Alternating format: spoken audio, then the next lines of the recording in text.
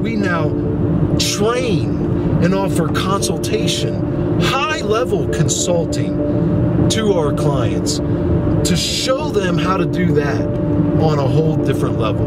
But make no mistake about it, dealt with thousands of insurance claims, have reviewed thousands of insurance estimates, and I'm still relevant today because I know what State Farm and USAA and Chubbs and VeriClaim and all the rest of them, what they're doing today. And that's what I think what it takes to remain relevant is the act of doing by being an operator and by being a practitioner.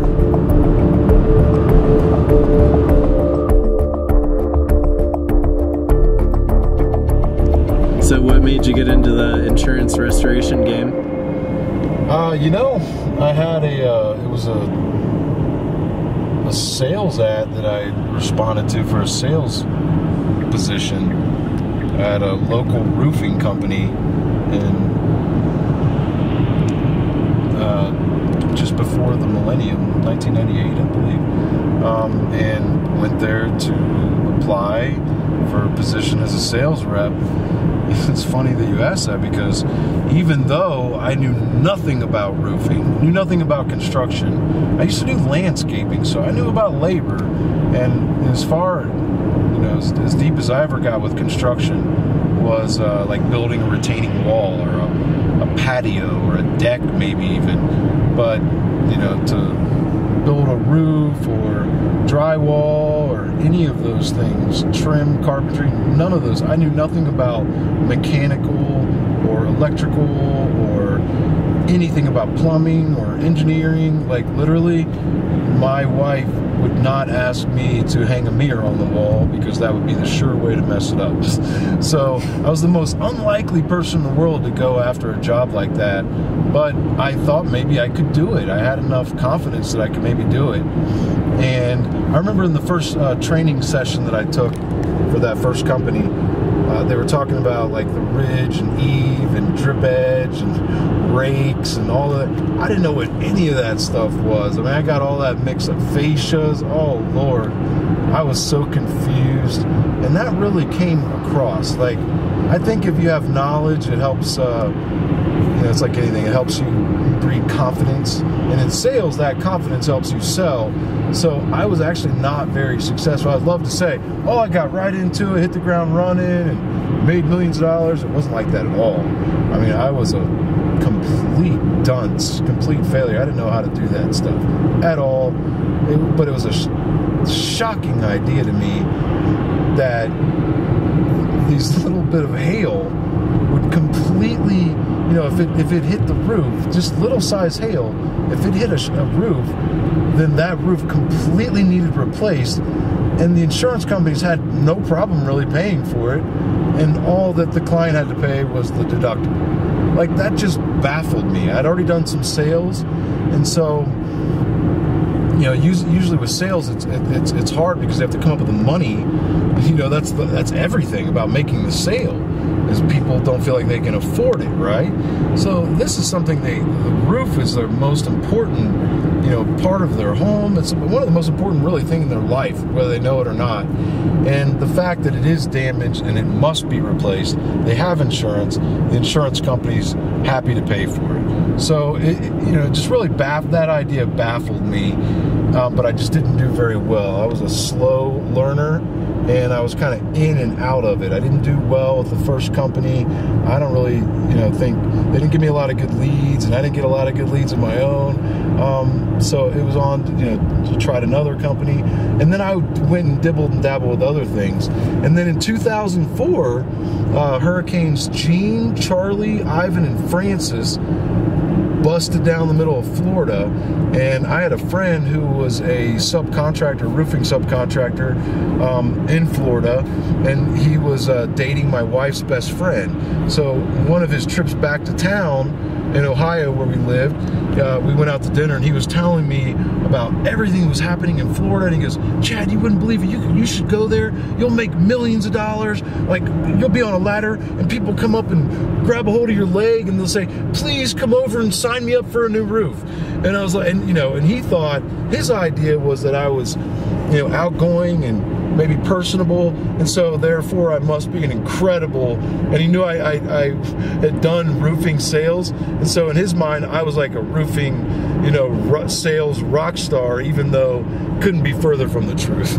But long story short, went to Florida with basically everything that I had, not much. My wife was cheering me on from home, and I said, I'm going to go down there and make it work, baby.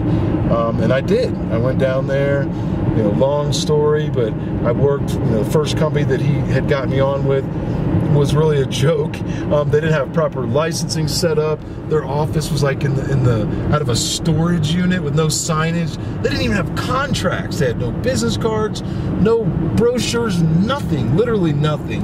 And so what I did was I had them point me to where some of the hail damage or the hurricane damage was, and I went to a Publix, and they used to have, they maybe still do, they have like real estate publications out in where you first walk into the grocery store, and they show like all the houses for sale, like real estate listings. So I picked up one of those, and I was looking for the type of neighborhood that wasn't too exclusive to where I couldn't get in, like gated entry, but also wasn't like, in a very low income houses where my average size roof would be small, but somewhere where it could be a sort of middle of the road.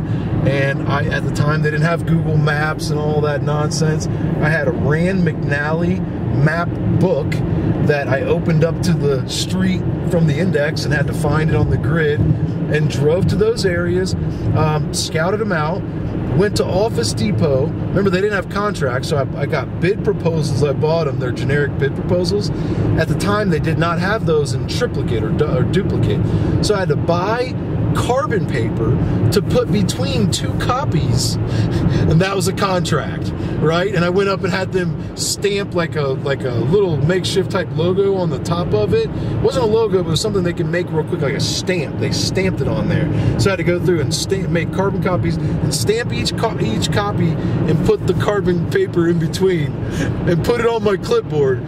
So also at Office Depot, I made up like 500, I believe, 8.5 by 11 pastel green flyers, which at the time was, and I learned this from landscaping, it doesn't really work as well now in today's day and age, but at the time you could kind of fold it up long ways with the wording on the outside, just one-sided, and I would slide it in the middle of like between the flag and the mailbox, where the flag was on the mailbox. It's illegal to be messing with mail, but it's illegal to get inside of the mailbox. But if you're on the outside, technically, now they crack down, I think, on a little bit more. But so I went out, set out to do that, and sort of, my flyers, I figured I'd go and put those on, on mailboxes and knock on doors, And so I went and knocked on first house, no one was home. Knocked on the second house, no one was home. Literally, I kid you not, knocked on the third house. It was a Japanese guy. He owned a Japanese restaurant around the corner, and he said that State Farm had already been there, had already left a check for him and an estimate on the roof, and he wanted an estimate. I was a little hazy on how to do that at the time. Funny, since I'm an estimating guru now, but at the time, it was very difficult for me to put together an estimate for him and make sure I had it right, Yeah. So, but I ran the numbers, and I came up with $7,000. The company I was working for didn't require any money up front from anybody that they signed up, and I thought that was asinine, really. I mean, how am I going to get them to pay me any money if I didn't bring them any money? And I intended to go in there and ask them for money when I signed people up. I needed money. I mean, I needed it to continue to pay. I went there with everything I had. So I wrote up an estimate for $7,000 and asked them, and put on the proposal form and wrote it out all nice and item by item, and put down the total and the deposit. I didn't put deposit, I put first installment, $3,500 in parentheses 50%, balance due upon completion. Slid it across the table to him with a place for his signature right there, handed him the pen, and he actually really signed it. And he said, who do I make the check out to? So I got the check, went back to the office. these clowns that were running it weren't really the real people, like the owners. So I asked, I need a check. If I'm gonna turn this in, I need a check, you know. And they're like, oh, that's not how it works. Yeah, but it also how it works is that you don't require them, you know, any upfront money from anybody. And also how it works is you guys said you had it going on here. And you don't even have signs. You don't have contracts. And you don't have this, that, this, that. And I went out there and made the impossible happen, you know, all by myself. And I have a check here for $3,500, but I'm going to need a check for you to get this check.